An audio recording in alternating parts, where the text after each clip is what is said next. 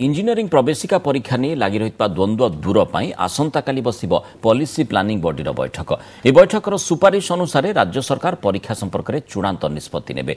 तेबे पिलांक पई केउटा ठीक हेबो आज एने मत रखिछंती राउरकेला स्थित एनआईटी निर्देशक भुवनेश्वर स्थित सीटी अध्यक्ष। जेई मेन ना ओडिशा जेई केउ इंजीनियरिंग प्रवेशिका परीक्षा ओडिशा पिलांक पई ठीक रहिबो काली बसुथिबा पॉलिसी प्लानिंग बॉडी यह ठीक करिबो। हाईकोर्टर पूर्वतन विचारपति जस्टिस ए.के. परीक्षांक अध्यक्षतार बसिबाकु थिबा एही बैठक रे रहिबे वैषयिक शिक्षा और तालीम सचिव, उच्च शिक्षा सचिव, स्वास्थ्य सचिव, बीपीयूटी कुलपति एवं घरोई कॉलेज कर्तृपक्षक समेत 12 सदस्य। फोकस रहिबो ओडिशा जेई मेन रे शामिल हेबो ना ओजेई करिबो।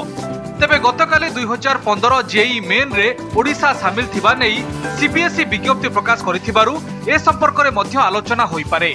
तेबे पिलांक पई केउटा ठीक हेबो मत रखिछंती ओडिसा रो दुई प्रमुख वैषयिक शिक्षानुष्ठान रो मुख्य। जेई संगे रे 60% जेई मार्क बसे आ 40% स्टेट बोर्ड मार्क बसे।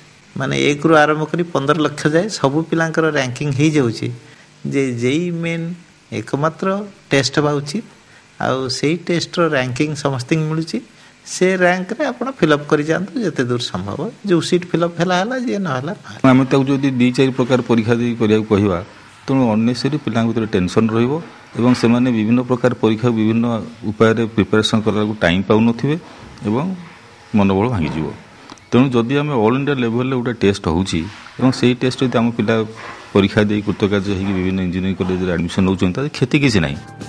जेई मेन पाई काली ठारू छात्र छात्री www.jeimain.nic.in वेबसाइट रे आवेदन करि परिबे। शेष तारीख अछि डिसेंबर 18। आसंता वर्ष अर्थात 2015 एप्रिल 4 रे ऑफलाइन परीक्षा एवं एप्रिल 10 और 11 रे ऑनलाइन परीक्षा हेबो। राउरकेला सत्यानंद महांती और भुवनेश्वर थबीर सामल को रिपोर्ट ओटीवी।